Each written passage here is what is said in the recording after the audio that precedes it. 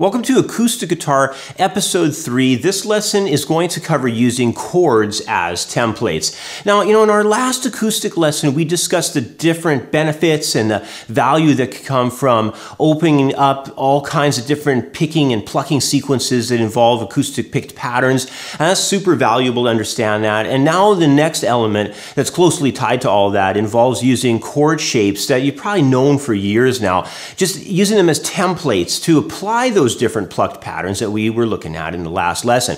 And once we can combine these two areas together, our ability for being able to quickly add acoustic picking patterns to any group of chord changes is going to be greatly enhanced. It'll be sped up, easier to do, because we're not only going to have a series of plucked patterns that we'll be able to use, but we'll also have a collection of chord templates we can look forward to applying them over. So let's not waste any more time. We'll zoom in on the neck and get started with this lesson on using chords as templates.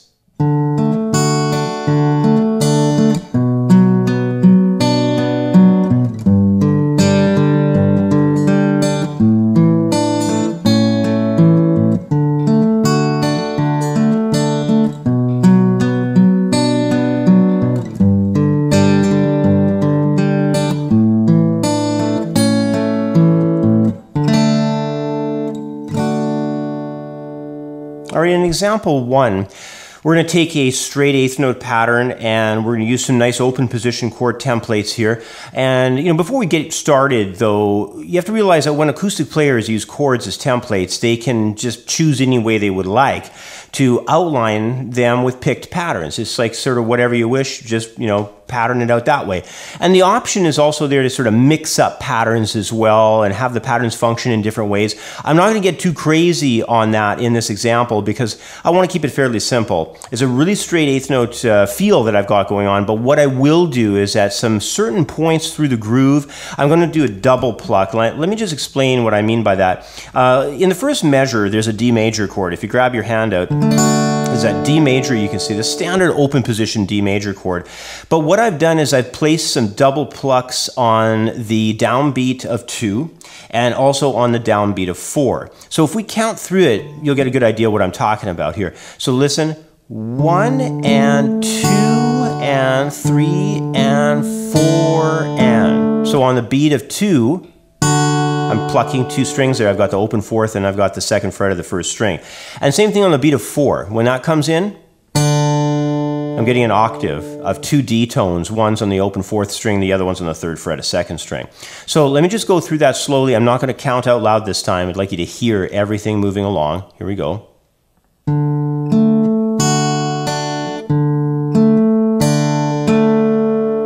All right, so there's one type of option that you can have going across your measures, but you'll be the one that chooses how you go through and create consistent moves like that and attacks like that. But let's go through the rest of the progression here so you get a good idea on how it's all setting itself up.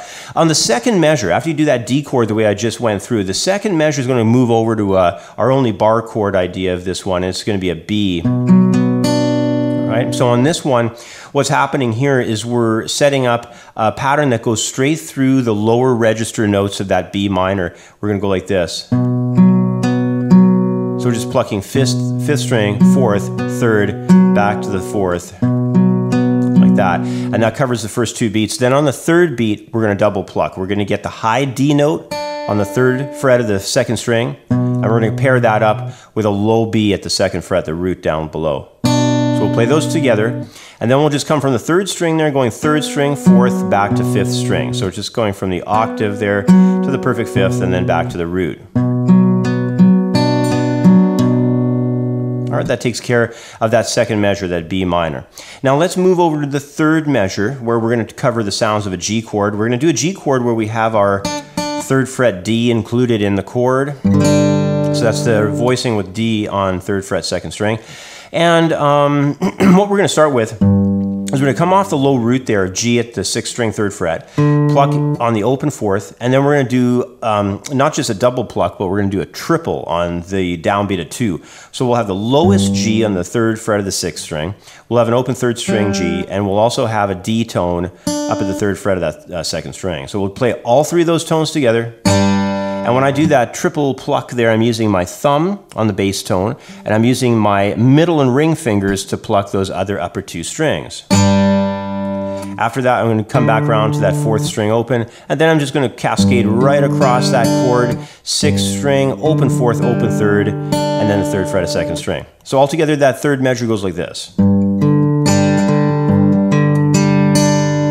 All right, then at the end, on the fourth measure, what we're going to do is outline a sound of an A suspended fourth. So we'll have that D tone added in on the second string, third fret. And that'll just be outlined with the bass tones, you know, the root of the chord, the perfect fifth, up there on that suspended fourth, and then to an A octave that's located on the second fret of third string. And then after that, we'll double pluck C sharp on the second fret of second string, open fifth string, and then we're going to just cascade down there again, kind of having an octave, perfect fifth, and then down that low root there. It's that final half off the third beat. Just like that. So all together, it's a really nice patterned out idea. I'll just play it very slowly now for you.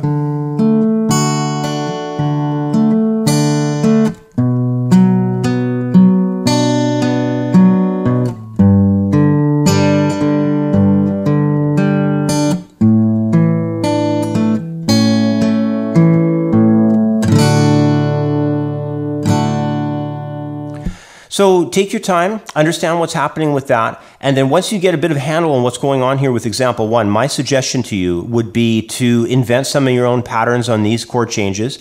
If you wanted to, start changing the chords around. Go to some other chords, you know, dream up some other movements, maybe throw an E minor in there, maybe try tossing in an F sharp minor, you know, other things from the key or whatever. But, you know, come up with some ideas, some other chord movements, and just try to create something original of your own, because when you create, you remember, you know, it just locks it down in your memory just more than almost anything else, any other way that you could imagine in setting up sounds on your guitar that you want to have and use for later in songwriting and everything else, improvising, you name it. So that's going to wrap up example one. We'll take a short break and we'll come back next with example number two, where we'll cover some strumming with chord templates and even including some arpeggiated lines in there. When it comes to online guitar lessons, there's no place better than CreativeGuitarStudio.com. General membership to the site is always free, and paid memberships to access our step-by-step beginner, intermediate, and advanced guitar programs are offered in reasonable monthly and annual packages. Skype lessons are also available if you need more specific instruction one-on-one to discuss the finer details of your guitar playing. Sign up today at CreativeGuitarStudio.com.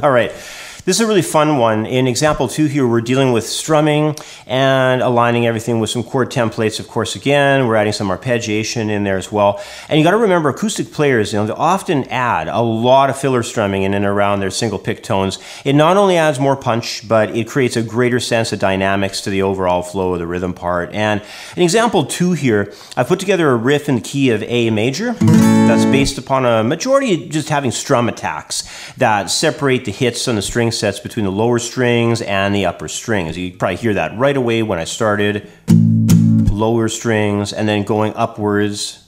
You know, hitting some, well, mid-range anyway, and then some arpeggiated stuff. Outlining, yeah, nice sound with that open string on top there too. And then we're just moving up with some triads. You know, stuff like that. And, you know, just very similar ideas to that all along the string sets, and using lower and upper strings and a lot of mid-range stuff in there too, the triads. And this part also, you know, includes some arpeggiated lines that cover the D major chord. You know, you probably heard me do that, of course, when I just played that part here. And then also I'm going to do it up top in measure 4. So a lot of nice sounds that you can have when you experiment with some of these arpeggiated lines, and you, of course, adding in some open strings as well.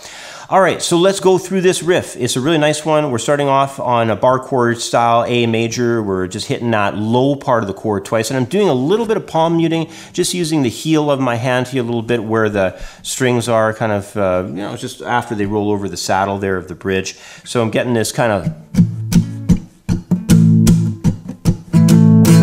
a thud sound. I can open it up a little bit more if I want to, or if I could just kind of keep it more muffled. You know, sounds nice either way. And then what I'm doing is I'm hitting inside the middle strings with my, I'm just using the top of my fingernail and my index finger, supporting it a little bit there with my thumb, hitting into the interior part of that A major chord. And then I'm going to move forward. I'm going to do a bar to catch those 7th fret notes on the 4th through 2nd strings, hit those, and then return to that small triad, the A, C sharp, E, based off of the 7th, 6th, and 5th frets of the 4th, 3rd, and 2nd strings. You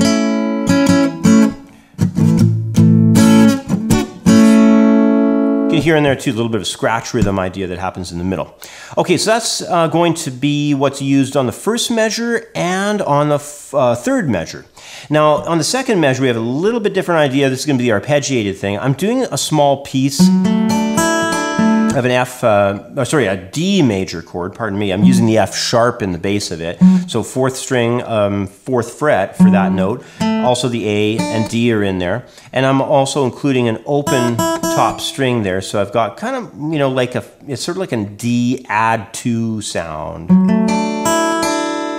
You know, so we've got that kind of interesting color to it there with the open string. And then I'm just doing a standard bar to grab my portion of my A major chord there, just using the 4th through 2nd strings for that one. And then I'm going to jump forward and I'm going to do a small portion of an E major here. So I've got the G sharp, I've got the B tone, I've got that E tone there on the 2nd string, 5th fret.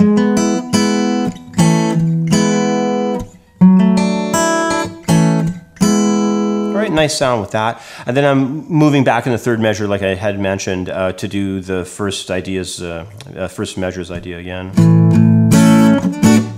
Okay, so we're back at that at the 3rd measure. Then in the 4th measure, I'm going up the neck much higher. I'm going to work out of the 10th position here, setting myself up into a D major triad, small major chord going D, F sharp, A. And also including the high open E string. Like that. Okay, so I come back on to the 2nd string with that last hit, 10th fret, 2nd string. Then what I'm going to do is I'm going to do the grace note slide, just moving up a whole step, whole step, sorry, and then back. So I'm kind of getting a little bit of an E major sound in there, coming back quickly though into the D again, and then I'm barring for an E major, but I'm going to add in the 10th fret A to add a suspended 4th on there.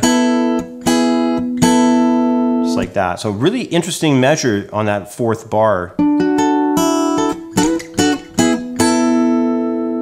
Okay, all the suspensions, and they sound real nice. Of course, you know, Eddie Van Halen uses them tons. So very interesting colors, interesting sounds there. But let's kind of combine all this and do the whole thing now so you can really hear how it all fits together. So just nice and easy, nice and slow for you.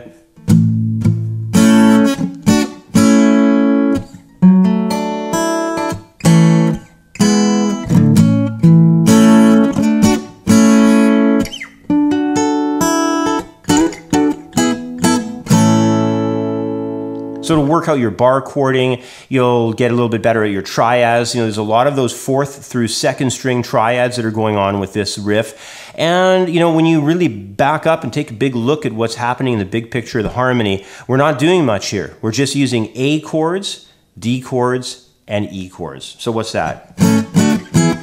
1, 4, 5 progression. That's all this is.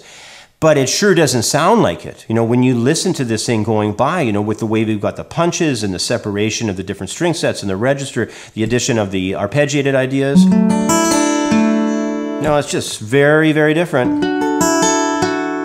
And you have to realize that this stuff is not that hard to invent if you just keep things simple. Use everything to do with small chords that you've already learned over the years, like probably, you know, the bulk of what I'm using here is the standard F chord that you probably learned ages ago. Another thing I'm doing a lot here is if you ever learned Stairway to Heaven, you know, There's that chord right here. You know, that chord is really, you know, from Stairway to Heaven there. That's that shape that I'm using around the neck for the D's and the E's in a couple of locations. You know, I have it going on in the second measure and first and third measures. So, you know, keep this stuff in mind, because simple things that you probably learned ages ago, use them as templates, and you're going to be able to scoot along the neck and do get a lot of mileage out of your fingerboard with just simple processes that you probably, you know, have learned about ages ago, and then you just can apply it in different ways like this, like I'm showing you here in example 2, and stuff we did, you know, back even in the open position, you know, with example, you know, number 1. So that brings us to the end of lesson 3, part 1. And from here on out, the remainder of the lesson plan is going to shift to being done in the members area over at creativeguitarstudio.com. And this is the part of the video where I try to get you to sign up for the website, because that's how I make a living. But you know what? We have so much stuff in the members area right now. There's, of course, the full beginner program, intermediate. There's the advanced course material. I've got tons of electives with the master classes.